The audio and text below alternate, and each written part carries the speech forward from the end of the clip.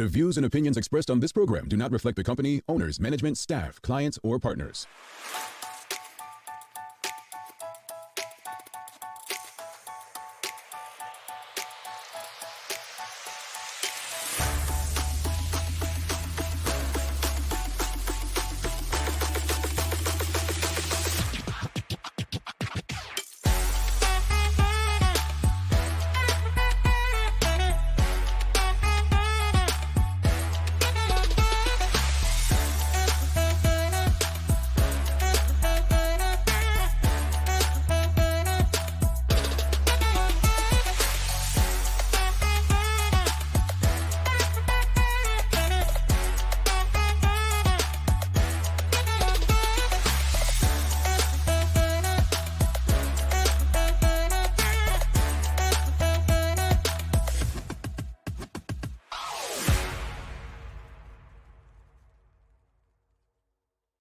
It's Monday, the 27th day of June, 2022. Welcome to the Daily Hour, brought to you by Medical House One Communications and Lenders. I'm Jamal Hartman. Sherry Vanderpool, and Leanna Lambert will be with us in a bit to bring you the latest in her news break, brought to you by People's Pharmacy. Sherry, happy Monday. How was your weekend?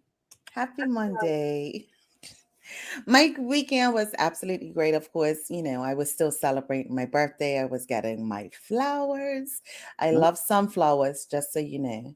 And I went out to dinner on Friday, hung out with some friends on Saturday, and then I went to see a musical, Trading Places, on Sunday with our other Bermudian friend, Sia Spence. So it was a great weekend. That was a great musical. I will not repeat what I asked you on WhatsApp last night. You can go ahead to now. The people don't seem the same feel the same as you, and they're gonna see how rude you are. So go ahead. What are you talking? I said I'm not. You want me to play the tape? You want me to play it? Oh, you gave the evidence? Okay. Get along. I was just happy that fellow Bermudians want to be in public with Sherry, because Sherry is such a important person, and that's all I said. That's all I said, folks. But my weekend, Sherry, I didn't do much. I just, I didn't. Nobody was bored. Yeah. Okay. But go ahead. The audience might be. Go ahead. No, I didn't do much. I just relaxed and got some work done. Yeah, that's all. That's all. But thanks for asking, Sherry. Greetings, everyone, and thanks for making us part of your daily routine. A good one to begin the traditional work week as we discuss what's going on in the United States of America and how it impacts Bermudians, focusing. That's what we'll do, and then we'll focus on.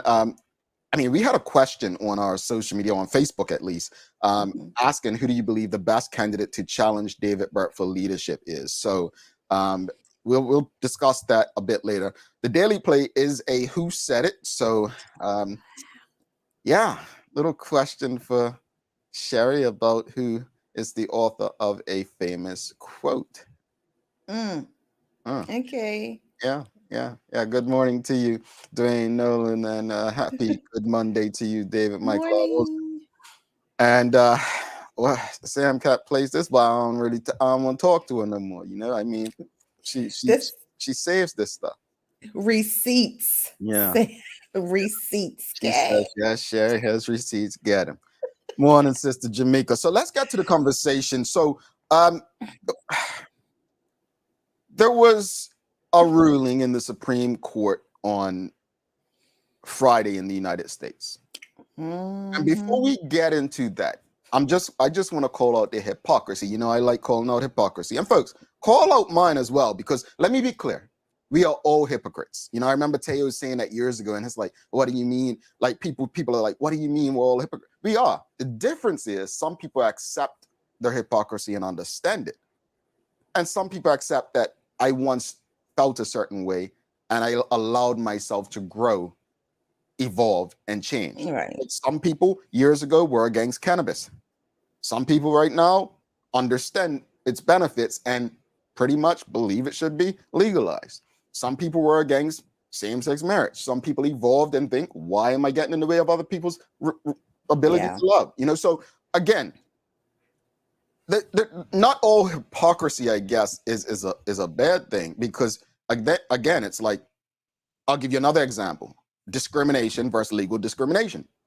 Do we know what legal discrimination is? Okay, maybe not. So one of the kind of people that bother me is a former OBA MP.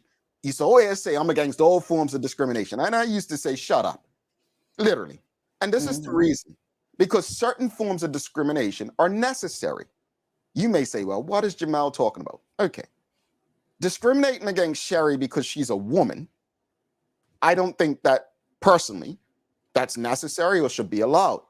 But if Sherry was going up for a job and the other candidate, and let's say the job was for a nursery school, right? It was for nursery. And that other candidate had a conviction for child molestation. Well, you're allowed to legally discriminate against that candidate because you don't want a child molester working with children at your nursery. Let's take it another step. If Sherry is up against someone, right, going for a job in a bank, and the other person had been caught maybe 5 years ago stealing, chances are you're going to discriminate against that person's record, right? Because you don't want them working in a bank where there's money exchange when they had previously been convicted of stealing, right? So that's what I mean by legal discrimination versus discrimination, because some people really think it sounds all fancy when they say, I'm against all forms of discrimination. So how does that all relate to today's conversation about what happened in the court ruling? Well, I've seen some people say, oh, the court shouldn't be deciding about people's bodies, and they weren't elected. But folks, many in Bermuda were just hoping that the courts and the Privy Council made a ruling in favor of same sex. They weren't elected, at least by the people of Bermuda. You see where I'm going with this? So we can't have it both ways, when it's in our favor and when it's not. But that's not what we're here to discuss either.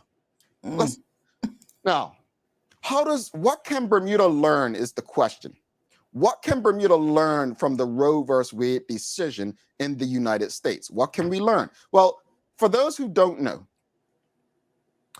let me just break down what Roe versus Wade is. It was a landmark decision in the U.S. Supreme Court in which the court ruled that the Constitution of the United States generally protects a pregnant woman's liberty to choose to have an abortion. So that's what it is. So federal law overruled state law. That's pretty much what happened. And that was in 1973. The United States Courts, Supreme Court the other day, 3 justices appointed, right? Watch where I'm going with this. 3 justices appointed by former President Donald Trump, 2 of which, at least I remember, Kavanaugh and the lady, Coney Barrett, stated they wouldn't make moves to, reverse it. They ruled in favor of ending it, right? Or overturning it. Remember, I mentioned 3 judges that were appointed, politically appointed. That's how the system works. Remember, last week we had a fellow that's known as the premier one, and he's got 2 of his people on, members of parliament on the board of the BTA. Remember, appointed, doing what they do. Flashbacks. There's no political interference there. It's just the way the system works. It's the way the system works, and we should sit back, shut up, and do nothing. That's what we're used to doing, nothing. But I want to answer this, right? I want to answer this because this is valid, Rick, because I had this question as well. Rick Olson says, we are wasting our energy worrying about the USA. We need to focus on our own issues. We need to demand accountability of our issues, which may or may not be abortion in Bermuda. I actually agree with Rick, because you see people jump this and that. Bro, I shot a tear before Bermudian people on Thursday. Not 1, but not 2, but a lot. And he's right in this, because you see so many people up in arms. But then, Rick, I said, well, how does this impact Bermuda? Because what the U.S. sneezes, Bermuda catches a cold. So that's why the question is, what can Bermuda learn from the ruling, right? So then there's the other part. There was Justice Clarence Thomas in a concurrent opinion, right? Because this ruling was made pretty much by Justice Samuel Alito, right? He wrote, the court should reconsider all of its substantive, I can't pronounce that word, due process precedents, including Lawrence versus Texas, the 2003 decision that established the right to same-sex intimacy, and Obergefell, I can't pronounce that, versus Hodges, which legalized same-sex marriage in 2015. Both Alito and Thomas have previously expressed a desire to reverse the latter, right? Now, how does this impact Bermuda? Folks, I'll tell you, a lot of Bermudians, when it came to same-sex marriage, kept saying this, Sherry. What? Kept saying, oh, when is Bermuda going to get up with the times and evolve and be like everybody else? When it's only 27, 31 countries, whatever, right? I tell you this, the United States of America, if that's your uncle that you want to grow up and be like, welcome. Welcome. So I do think there's a correlation, Rick. I do think there's a lot Bermuda can learn from this. And one of those things is in your comment. It's in your comment. Sometimes, this is my opinion, and the audience will go to you. What can we learn from the Roe versus Wade decision in the United States? This is my takeaway. What we can learn is that the answers to our problems probably aren't in the direction we've always been looking. Sometimes the solutions to our problems are not always in those places that we've always been looking. Sometimes those solutions are within. And that's where we need to look, within. I don't think that the Roe versus Wade situation is something we should ignore as Bermudians. It's something we definitely need to look at, because do we even know what the laws are in Bermuda regarding abortion?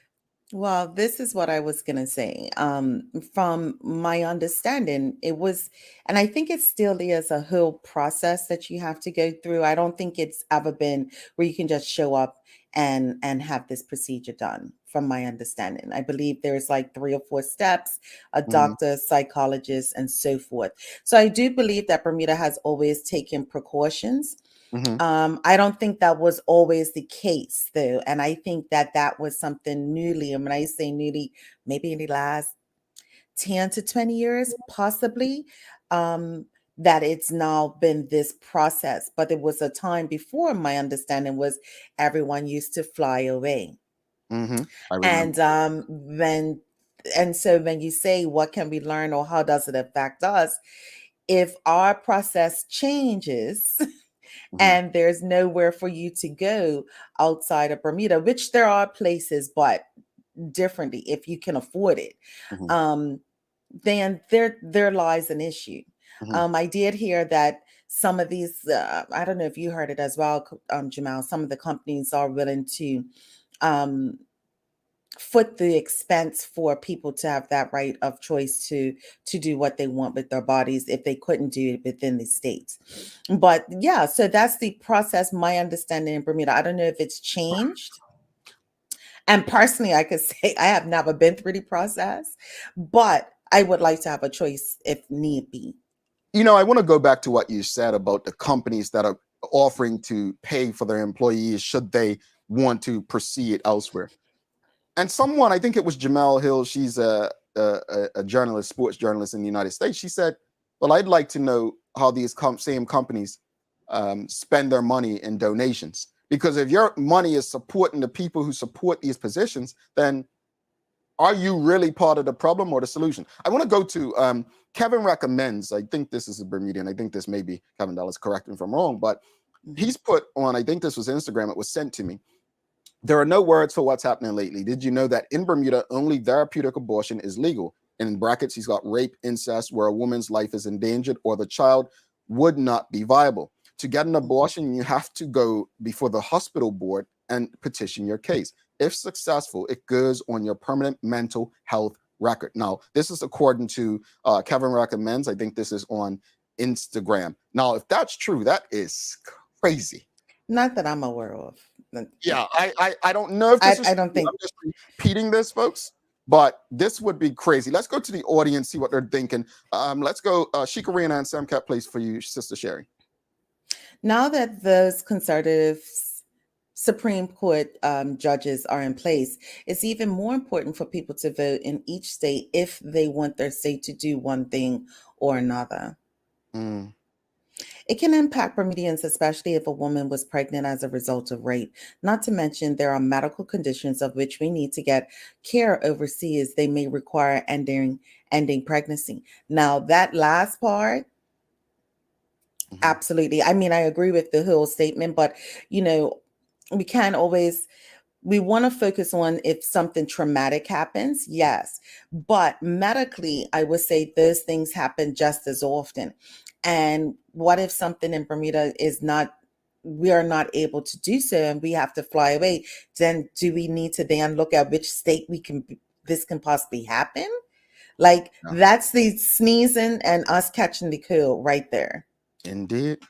Cat Place says, can't say that it won't affect us. It's still a holistic issue that affects women. We have had to fight for so much. Now they want to control our bodies. Not okay. Um, Rick Olson says abortion is a very difficult process in BDA and not practical. Lots of red tape as per usual. And then Shayna Smith says, Media Maya did some research on steps to get an abortion in Bermuda a few months ago. It was quite telling and let me know we are not as liberal as we like to believe. Well, I think Bermuda as an electorate is one of the most confused, if there was ever a confused electorate. Liberal, conservative. I don't literally take to those titles. I'm a black man. That's who that's what I am. That's who my thought process is. Not one of a uniqueness, I guess. But that said, I think Bermudians want to be liberal, but they are conservative. They fight that battle to be liberal. Why do they want to be liberal? I don't get it. I met a little. Well, never mind. We're not going to go there. Yes. But So not go ahead, Sherry. I was gonna say I would like to watch Media Maya's steps in regards to that, and what is the process. I've, like I said, only heard of the process being a lot easier now than it was before. So it'd be interesting to know what in comparison it is to now, because we'll say in my day people were taking trips. You know what I mean? Well, no. I actually, I want to ask the audience this. And obviously, someone asked me this weekend my opinion, and I said I don't think my opinion holds much weight outside of saying I really, I don't. I'm confused, as I tweeted. Like, I'm confused as to why they're obsessed with overturning this, but when it and saying it should be up to the states, but gun laws, and we're talking United States. I don't get it. I just don't understand the priorities. You get what I'm saying? So Oh that's yeah. I guess the question to Bermudians regarding this, and I think when the questions asked, what can we learn? I want Bermudians to think politics and courts. Do you believe that the courts, because let's be honest, the same-sex marriage in Bermuda went to the Privy Council. Do we think that politicians or courts should be making decisions like this? Because Bermuda, again, could end up in the same situation where the courts are making decisions like this. But it seems like we're happy with the courts making these decisions when it's in our favor. That's the question. Do you, yeah, which way do you swing, folks? Do you think that the court should be deciding or elected people? Now, you know how I feel about the elected people. Oh, you could put a rock there and you'd elect some of these rocks. So, and I'm not saying the courts are any better, because based on some of the folks I've seen go through legal school, shucks. I just think, Jamal, pull you back. I just think, Jamal, that at the end of the day, I should make a choice for me. Nobody should be making a choice for what it is that, number one, I can handle, my responsibility and so forth. We have so many other issues going on in Bermuda and America. You got homelessness, you got teenage pregnancy, you got people that can't feed themselves, let alone their children. You have unemployment, you have all of these things, and the mirror images out here in America. If I know for myself that I'm not a mothering person, and a situation happened, and I feel like this is not what I want to do for me, let alone bring a child into a system and then it be a whole nother situation, I should have a right to say what I want to do. If I want to wear braids every day, then that's what I want to do. If I want to be bold every day, that's what I want. If if there's a baby, a fetus, however you want to look at, grown inside of me that is not developing in the way that it should, and I know for me that that is not something that I cannot handle, I should have a choice. Well, hold on. Let's go to this because I want Dr. Seaman to explain. She says, deal with the root of matters and not fruit. Well, what's the root of this matter? I'm interested to hear that because, and before you answer, I'm going to share something I saw on the weekend on Twitter. And it was a young lady saying that, she doesn't have sex because she wants a child. She has sex for pleasure. And that's a mindset, right? And through pleasure, she may get pregnant and not want the child. Now, many on the conservative side or traditional side may say, well, that's selfish or whatnot. But at the end of the day, that's that person's right to want to do what they want for pleasure, right?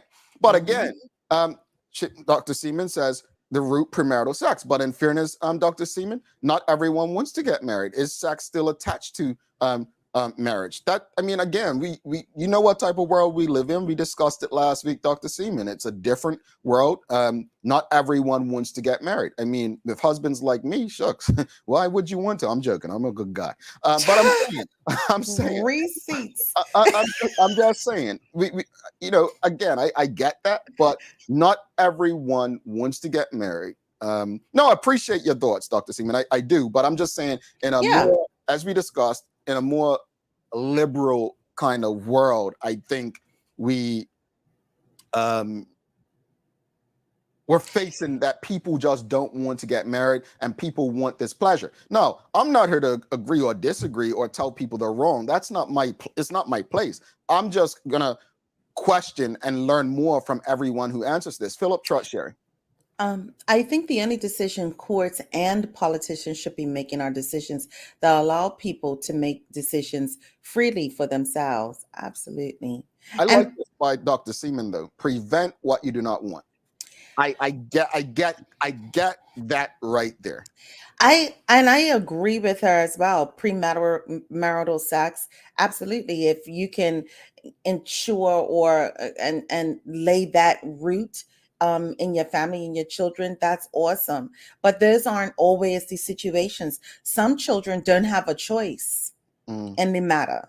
And I've seen those choices play out where we have situations where if this option is taken away from them, then they're dealing with the uncle / cousin / grandchild / somebody. Sorry. Bring Leanna in and get her. But no, and that's the product of it. So I just having a choice. All right, because I'm not trying to get slapped by Leanna. You know how violent she can be, right? Not Lee, not good morning, Lisa. How are you? I don't understand what is this violence first thing in the morning. I'm not coming out swinging. I mean, there was a boxing match this weekend, but I wasn't in the runnings.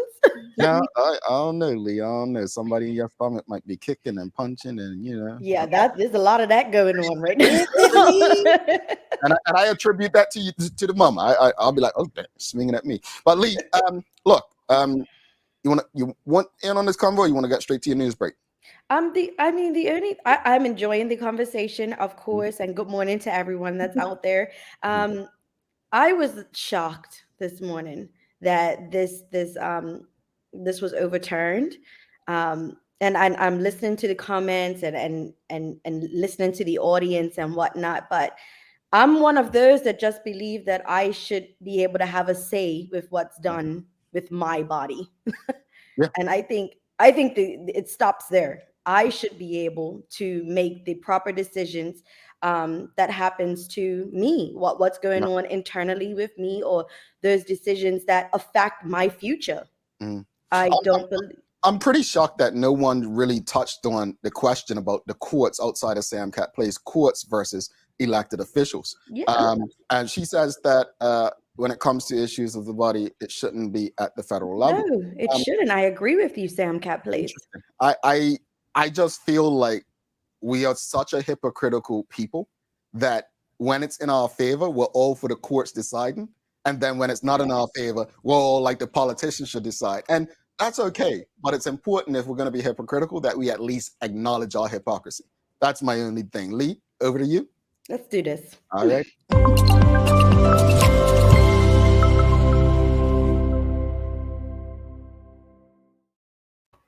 Thanks, Jamal and Sherry, and good morning to everyone that's tuned in with us today. I hope everyone is having a great start to this rainy and wet Monday morning. I'm Leanna Lambert, and it's time for the Daily Hour News Break brought to you by People's Pharmacy. While school students are being asked to hold on to their school year bus passes for the start of the summer as the ministry announces delays in the distribution of 2022 student summer passes due to the late arrival of the shipment. Now, the Ministry of Transport advises parents and students that until the new shipment arrives, the current student passes for the 2021-2022 school year are valid, and students can use them on public buses and ferries. Now, students are urged not to discard their current passes, but to use them until summer passes are issued. In other news, detectives have launched a murder investigation over the weekend into the death of 70-year-old Keith Gordon, a popular Hamilton resident. Now, the body of Mr. Gordon, a Victoria Street resident and the son of the late labor and civil rights leader E.F. Gordon, who was also announced as a national hero, was discovered at his home at 3 p.m. on June 11th. Now, initially, police said that foul play was not considered. However, a post-mortem by an overseas forensic expert resulted in the case becoming a murder investigation. Now, the police added that in the wake of the information from the community, a man described by police as a person of interest was arrested and questioned. Now, this man, said to be in his 20s, remains in police custody. Police say that they are aware of an altercation involving Mr. Gordon and others on the night of June 10th in the parking lot of the Ex-Artillery Club on Victoria Street. Detectives declined to elaborate on the nature of the confrontation, but confirmed that CCTV had been of assistance to police. Now, they say that the altercation had also been witnessed by passing drivers. Therefore, they are urging the public to assist with details on the steps taken by Mr. Gordon from about 8 p.m. on June 10th until the discovery of his body the next day. Anyone with information is asked to contact Detective Inspector Jason Smith or use the Independent and Confidential Crime Stoppers hotline on 800-8477. And it was an upset yet again for boxing fans this weekend as Nikki Nifty Bascom was left without an opponent in Saturday night's Epic Entertainment Fight Night champion card as his American opponent Daniel Arigawa failed to arrive in Bermuda. But it was Andre Showtime Lamb and Adrian Roach that brought the excitement inside the Shed and Dockyard. Now, the pair secured victories by technical knockout over their Jamaican opponents as the Bermudians won 3 of their 4 bouts against their Caribbean counterparts. Now, Lamb brought the crowd to their feet as he secured a TKO decision over Dwayne Lawrence in the night's only professional fight, with the bout stopping in the third of 4 rounds. Meanwhile, Roach was able to stop his opponent, Sanju Williams, in his tracks after pulling off a thrilling victory 2 minute and 22 second into the third round. Congratulations to our Bermudian boxers out there. Now, taking a look at today's weather, we have a high near 82 and a low near 75 degrees. Cloudy and wet weather will plague this Monday morning. Get your umbrellas handy as we'll see heavy showers at times today and a chance of thunder. A nearby trough continues to weaken, but for the meantime, keeps cloudy skies and widespread areas of rainfall in the area, along with clusters that could give a bit of a rumble. Now, this pattern remains fairly stagnant until ridging finally nudges in from the northeast, bringing a return of drier weather and brighter skies at times from tomorrow. That's all for our Daily Hour News Break brought to you by People's Pharmacy. Now let's head back to Jamal and Sherry in the studio for today's Daily Focus. Thanks so much for that, Lee. Stay dry out there, folks. What you got for us, Sherry? Let's see if you can guess what today is. So it's your favorite fruit, a lush, prickly green leaf ground fruit that is a delicious addition to just about any meal except pizza. It's sweet and tangy, and when it's in, it's practically definition, the word tropical. Want to make something tropical? Put a slice of this fruit on it. That's right. We're talking about the apple that isn't an apple and the pine that isn't a pine, the pineapple. Pineapple Day is dedicated to this most tantalizing little fruit and the greatest myth of all, it doesn't grow on a tree. Did you know that? You're hardly alone. Most people think this prickly fruit hangs on a tree like a coconut. Nope, it sure doesn't. It grows from the ground and up. So it's Pineapple Day. I was just about to say. Pineapple Day. Hold on. So I love pineapple. you don't believe pineapple belongs on pizza? No. What? Mm-mm. Well, I don't believe Not even. I don't believe cheese belongs on pizza, so I'm with you, Sherry. Oh my gosh. Oh, I'm dealing gosh. with two people that don't know how to make a pizza right now. Please, Pineapple audience, don't belong on ham help either. I don't me. like cooked pineapple. I'll eat pineapple as a fruit or ice cream and stuff, but in sweet and sour stuff, no pineapple. What? Oh, we need to, can we have a pizza making day when you guys come back? Yeah. Because Sure. this No is pineapple. horrible. Who doesn't put pineapple on a pizza? Can I have sweet and sour chicken? No pineapple. Can I have a pizza? No pineapple. Yeah. I'm disturbed. I'm A disturbed. fruit salad, pineapple. Lee, you have yourself a wonderful Monday, and we'll see Thank you you. tomorrow. I'll see you guys tomorrow. Bye, You gotta Lee. rethink this pineapple thing, guys. Let's ponder over it. I don't know. Somebody said tuna fish and pineapple on pizza here. Gross. I'm Folks, sorry. folks, you know me. I don't even eat cheese on my pizza. We're going to take a quick break. When we come No back, we're going different. to discuss who do you believe is the best suited candidate to challenge the current Premier David Burt for leadership of PLPN in turn Bermuda. Stick with us.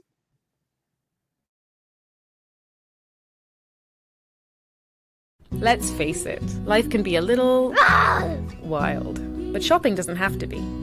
I choose People's, so that whether it's a prescription that needs to be filled, a toy for my little terror, or a gift for a new addition to the family, we'll see about that. Everything's available in one convenient location. Some call it People's, I call it my one-stop shop in the city. People's, we're here for you.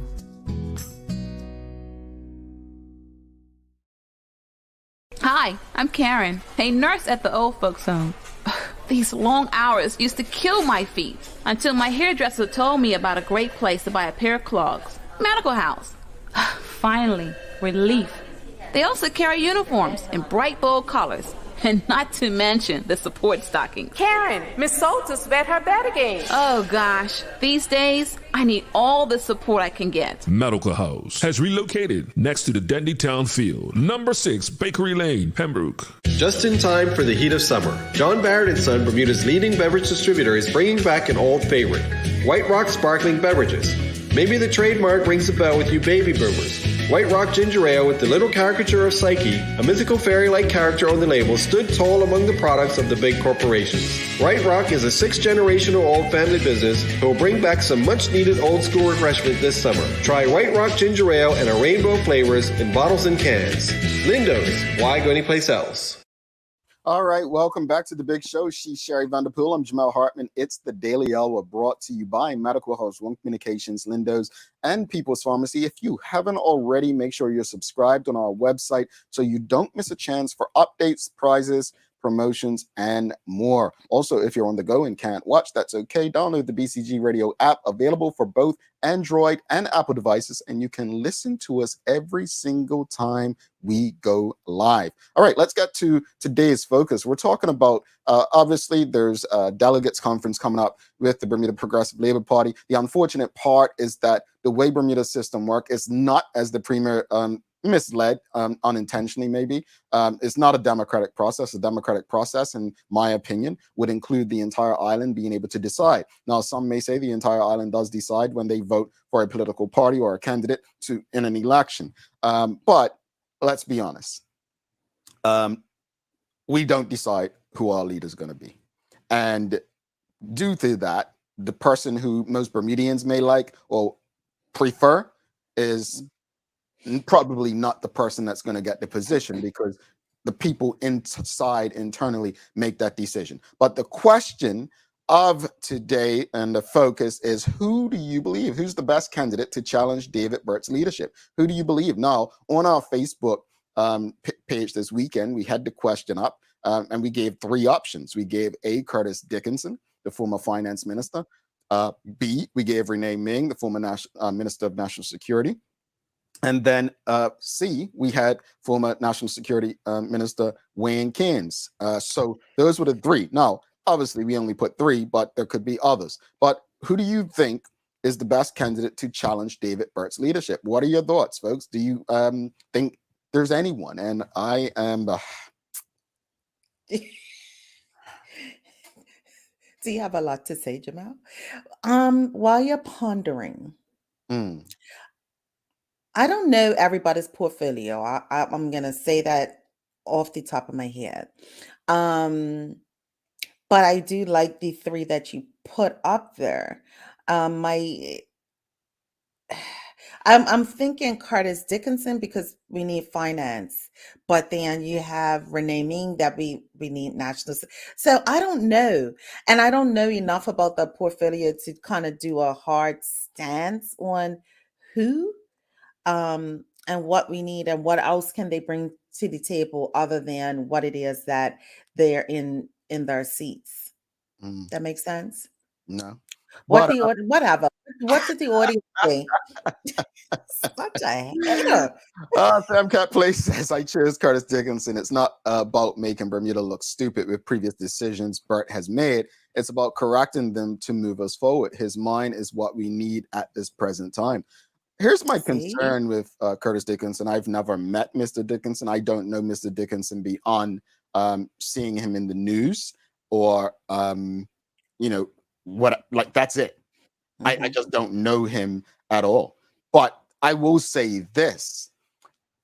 I think with Curtis Dickinson, we're running into the same things we were running into when the Honorable Ewart Brown was premier, and we were focused on Paula Cox, former premier, replacing him, right? And I mean, white people, black people, oh, Paula Cox. And then when she got in that position, I mean, yeah, I don't think people were too pleased. With Curtis Dickinson, I get a very dry vibe about him. Now, there's when you speak about premiers who get it, you speak about Sir John Swan, you speak about the Honorable Dr. Ewart Brown, you speak about Michael Dunkley. Why do I say those are three premiers who get it? Those are three premiers that they're shaking hands, kissing babies. They get. You need a sort of charisma. Now, that's not what makes a country better. Let me be clear. That's not what improves the lives of the, people. But unfortunately, that's what it takes to kind of be successful in that position, as history has shown us. And I'm not quite sure I get that vibe from Curtis Dickinson. However, we may have to give up something to get something if he were one of the choices. If we believe he would make the best decisions for our economy and in Bermuda as a whole, then we may have to, how they say, in a relationship, it's 80-20. Like, you may have to do something to that. Yeah. With Renee Ming, I think she is a popular choice. I think she's likable. She gets the spirit of the community. But then there are people who just feel like maybe she's not ready. Maybe the way that, she worked in the role under David Burt, people didn't like how, he, remember the situation down St. Regis about the workers and so on, and kind of people felt like she got thrown under the bus and didn't stand up. Maybe that's just her respecting the process, and I don't know. Yeah. And then there's Wayne Keynes, which I'm actually, I think he would be a popular choice. I do. I think he would be a popular choice is because he is very good at making people believe things that I don't even think he believes. For instance, I don't think he thinks he's a smart guy, but he's good at making people believe that, right? I think he would be popular to that respect, but I think he would be disastrous as well. This guy's 1 second away from a bad decision every day, literally. We can go down the list publicly things. We've all made mistakes. Let me be clear. Folks, I say things on a daily basis that I probably shouldn't say. I do things regularly I probably shouldn't do. But I can tell you right now, I have no interest in politics. I don't believe that I'm best served in politics. You all think Donald Trump's bad? I'm not going to say nothing you like. Seriously. You think? I'm not made for politics. My contribution is fighting for justice. My contribution is finding ways to help people make a living. My contribution is making sure that I'm building a company that can survive without me. That's my contribution. I will not get into politics and that be the only thing for me to fall back on. We can contribute to our community without politics. So that said, of the three mentioned, I can see why Dr. Seaman says none. All are complacent to the action or lack of action under the current leader. All three choices seem nice, though. Well, here's the thing. That makes me go back to my comments on former Premier Paula Cox. Remember, a lot of people can't let go of the cog in the wheel comment, right? This goes back to respecting titles and positions and status rather than the electorate. And I think that's all summed up in your comment. People respecting titles, positions, and electorate. I'm going to tell you all, this guy here, I don't give a crap what your title is. You know that quote, Sherry? It says, my mama taught me to give the same respect to the janitor I would the CEO. That's exactly how I think. That's who I am. Oh, that's the pastor, or that's the CEO. Treat them a certain. Oh, the hell I ain't. The hell I ain't. Do you think the people don't believe you, Jamal? I think they believe you. It's not about being disrespectful. It's about just treating everyone with respect. And most definitely. As they treat you. You know what I'm saying? So I think that's where we end up. But the question, who is the best candidate to challenge David Burt's leadership this October? Who do you believe, audience? Because we got a lot, the majority said Curtis Dickinson. Really? Majority. Oh, yeah. It started off with Renee Ming, then the majority saying Curtis Dickinson. And I think Ming and Keynes ran tight on our Facebook page. But I would say if it was percentage-wise, 90% said Curtis Dickinson. Because I think in the state of where Bermuda is, they definitely want a financial, economic mind that can move us forward. I understand what you say about his dry vibe, but I say this, that he got elected into the current position, so he had to have some type of charisma of some. You missed my comment about a rock? Anyway. No. Let's be clear. Curtis Dickinson got elected in C21. C21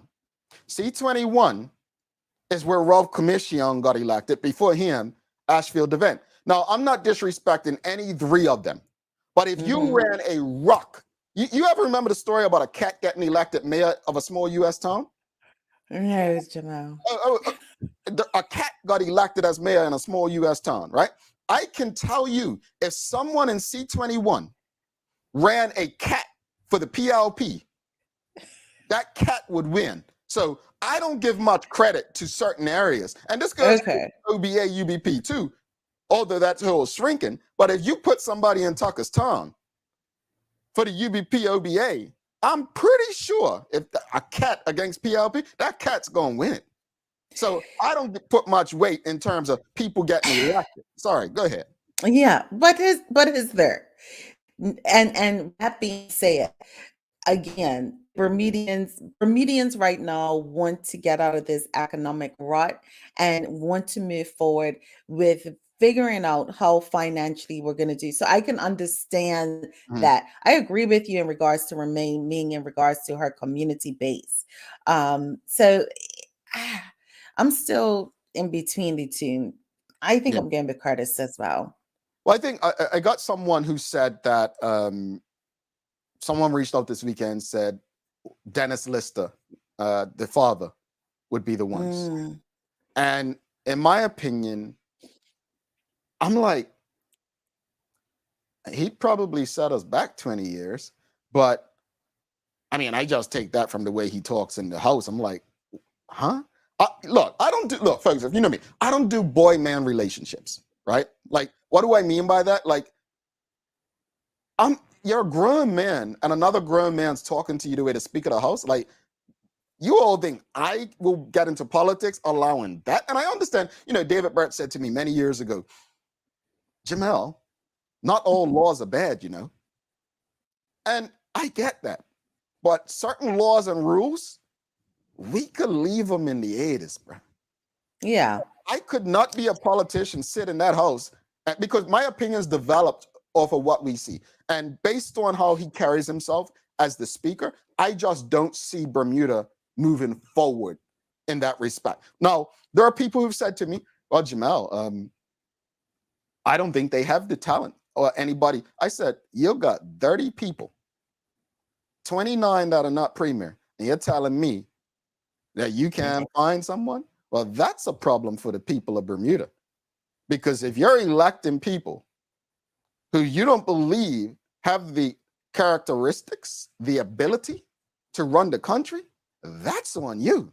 If you don't have faith in a Chris Famous or faith in a Michael Weeks or the guy Adams and the other young fella up Southampton, if you don't have faith in them, that's on you. That is a problem. Seriously, why are you electing people who you don't have any faith in to lead you? Who would you throw in as a fourth choice?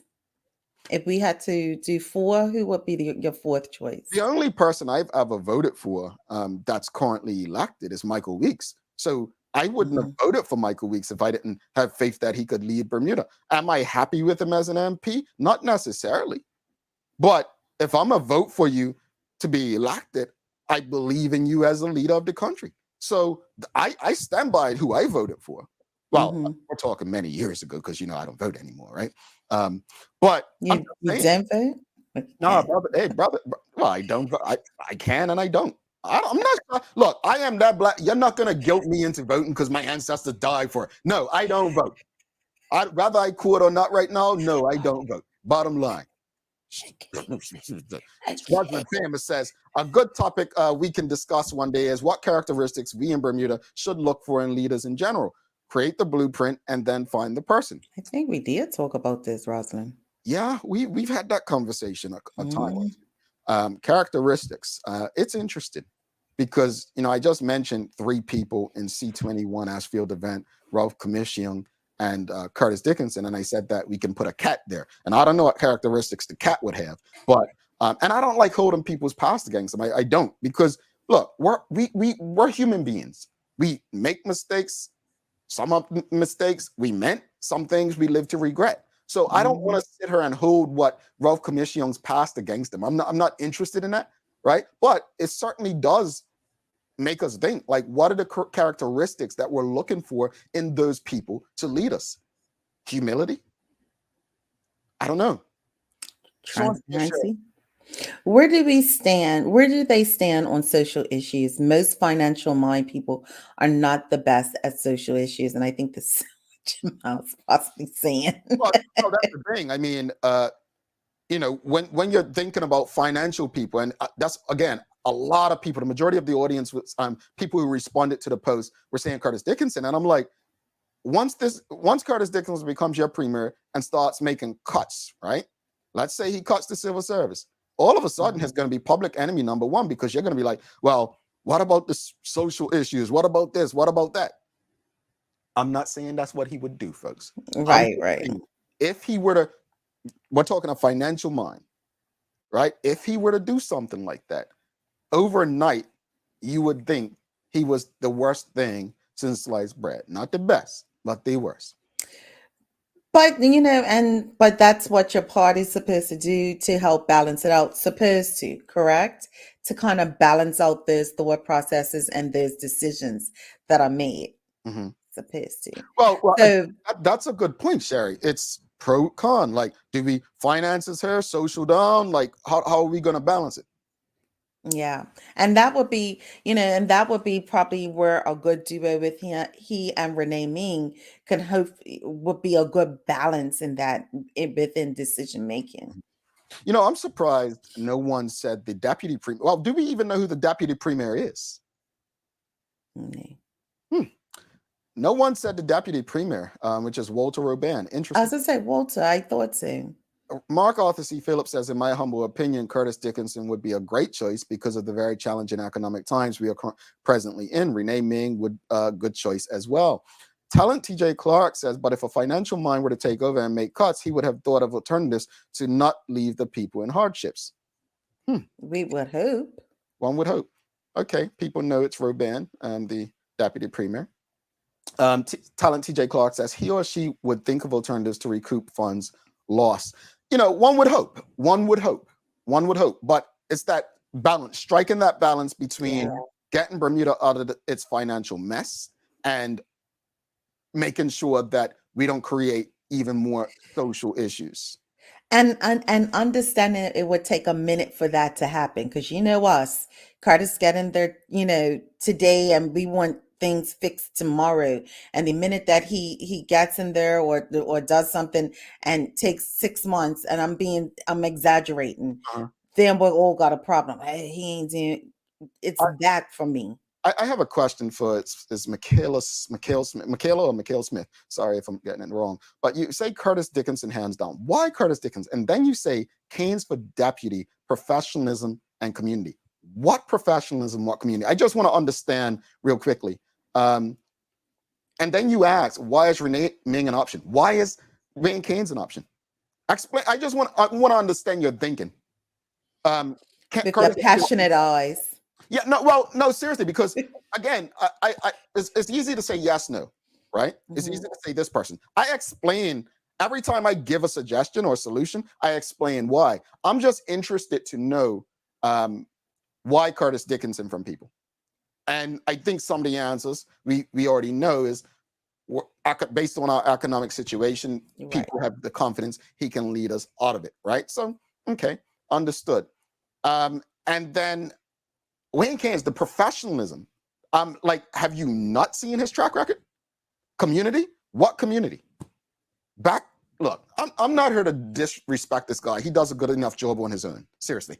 But my question is, what about these people is it? Seriously. Sean Smith says, remember the former finance minister, Bob, who said basically money doesn't grow on trees. How popular was he after that? I mean, he was right. He was right. Look, let me be clear. I actually like Bob Richards, liked him and like him. I don't think he was just very straightforward, direct. He actually probably had Bermuda's best interest at heart when it came to finances. He just wasn't what people thought was a people-friendly person. He wasn't, he was just about business, right? I don't see much difference between Bob Richards and David Burt. The only difference is David Burt he's an actor.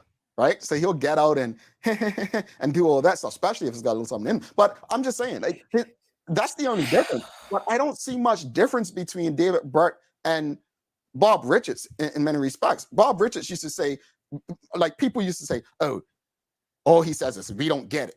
Well, David Burt pretty much thinks the same, that you all don't understand politics. I don't see that much difference in.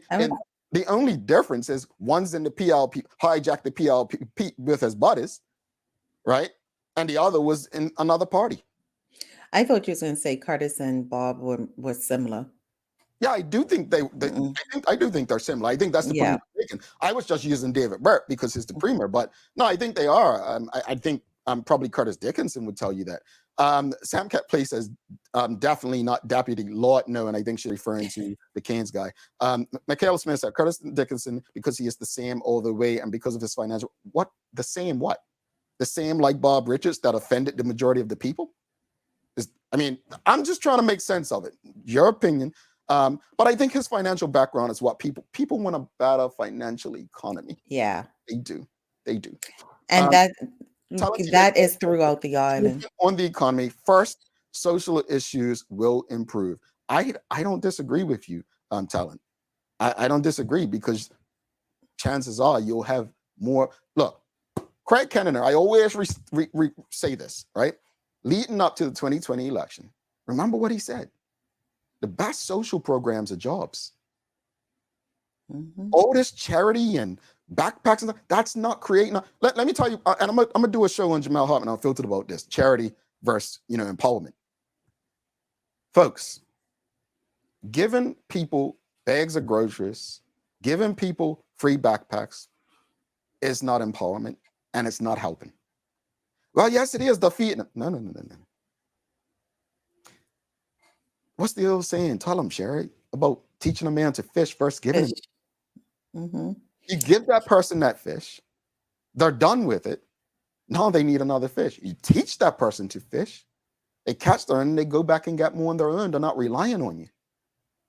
When you think about backpack giveaways and stuff, you're killing that small panhandler on the side of the street who makes their money that time of year. Miss Beak, who was selling clothes and stuff on the side of the street.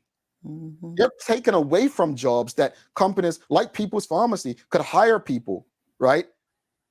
Because they sell backpacks and other small vendors on the streets. That's not charity is not empowerment. Stop confusing this. Stop confusing this. I understand that charity is necessary in some respects, but charity has been so detrimental to our growth. My hope is that you all can see it. And we fall in love with people who pretty much use charity to build political resumes and think professionalism and community. Let me tell you what charity is. Charity is, let me tell you what empowerment is versus charity. Empowerment is Renee Ming every Saturday walking with her community. What is she doing when she's doing it? She's empowering people to get up, let's go out and exercise, and in turn, see Bermuda. That's what we should be praising, not this charity. Anytime a politician or a rich person does charity, trust me, it's not about the people who are receiving. Believe that. And if you did in America, it's very involved in community and knows what people want. These are my personal. Right. Okay. I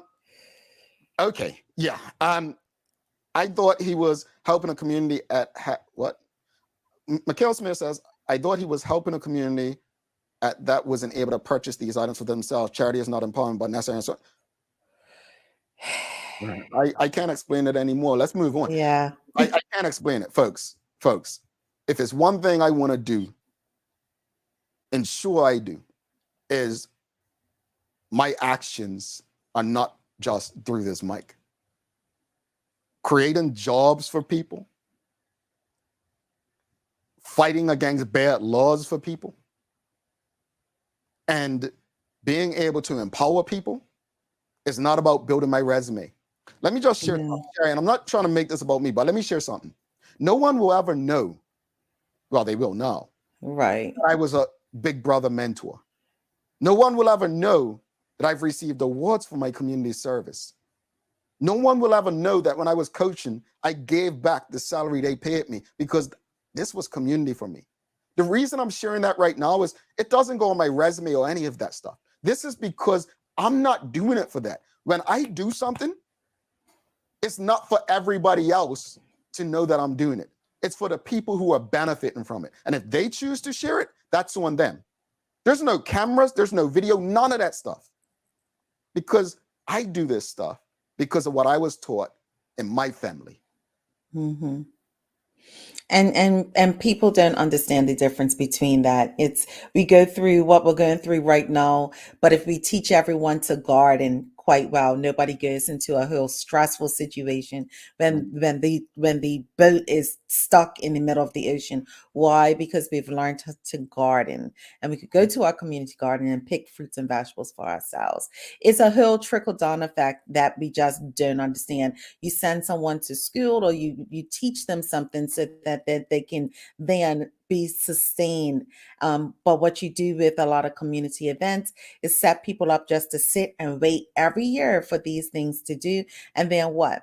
You're getting about 4 or 5 backpacks that you didn't need just because you have this hoarderish and this need to want things that are given to you instead of doing something different. And I think that's what we're trying to drive home. Charity is an empowerment, folks. Have you registered to be a part of the exclusive TDH community yet? If not, what are you waiting for? Sign up today to enjoy the benefits of activities and events that we'll have going on throughout the year. This is empowerment, folks, not charity, empowerment. Go to our website, thedailyhour.com, and click register. You'll register right on the homepage. So if you want to be part of some empowering moments, some empowerment in our community, sign up, folks. It's about empowering.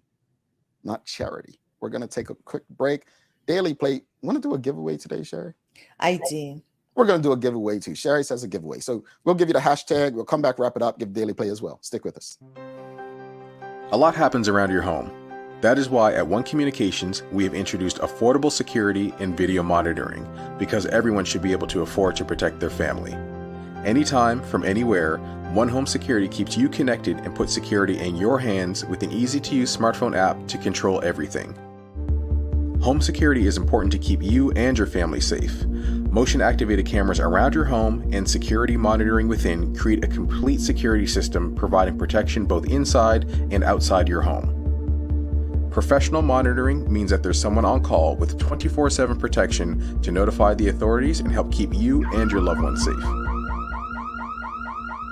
We are dedicated to whole home protection with indoor and outdoor cameras, smart door locks, motion sensors, and more, so you'll always be connected to what matters most. With professional installation, no upfront hardware fees, and low monthly rates, because keeping your family safe should be affordable for everyone. Total home video monitoring and security, there's no better way to protect your home than with One Home Security.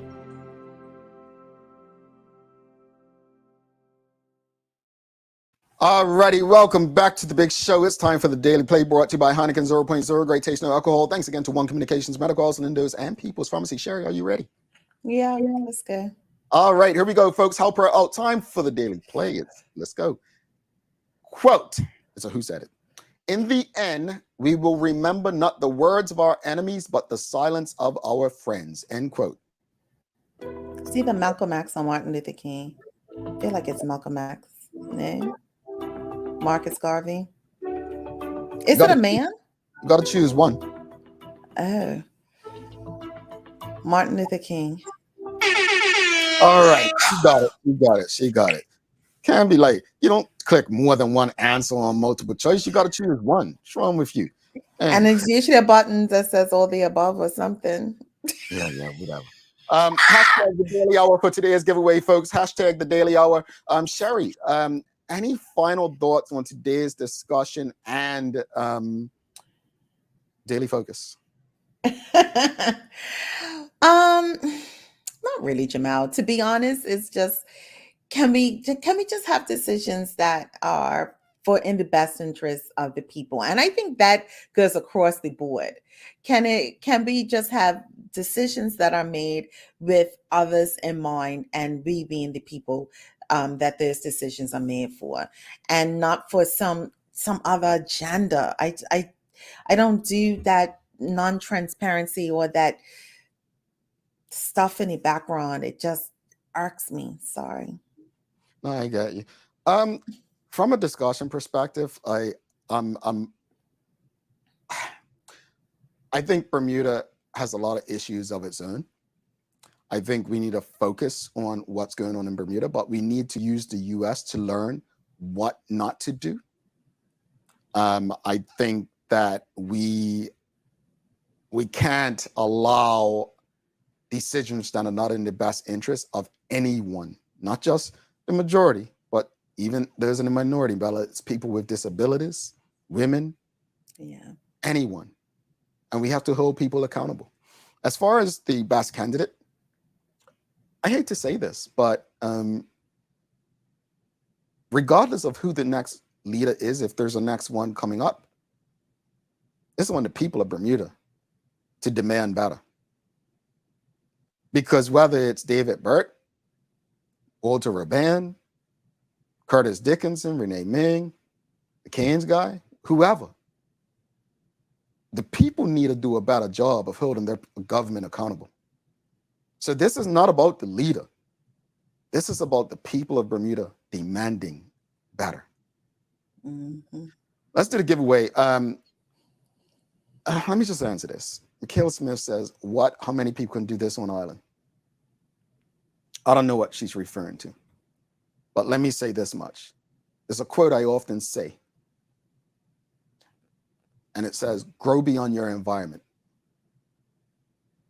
If you believe the only choices you have are the ones put before you, then you're doing yourself a disservice. And I'll leave it at that. Let's do today's giveaway, see what we got. Let's do it. Let's do it. We've got a draw here. We've got Come on, big money, big money. Ebony Souza. Souza. Congratulations. Send us an email at engage@thedailyhour.com for your winnings. We will be sure to get that to you. Sherry, you've got some daily inspiration for us? I do. Remember, there are no mistakes, only lessons. Love yourself, trust your choices, and everything is possible. And that's from Cherie Carter Scott. Thank you for that. We've got a big guest tomorrow. The Honorable former Minister Renee Webb is coming by. She is stopping by, and she has a lot to say, folks. So you don't want to miss that conversation. Former Government Minister, the Honorable Renee Webb, tomorrow. Thanks again to our partners, Medical House, One Communications, Lindos, and People's Pharmacy for ensuring that we're able to do this with you on a daily basis. As always, we appreciate you, we love you, and we thank you for making us part of your daily routine. If all goes well, we'll be back to this again with you tomorrow. She's Sherry Vanderpool. I'm Jamel Hartman. Sorry. My friends, make it a safe and great day. We are out. Peace.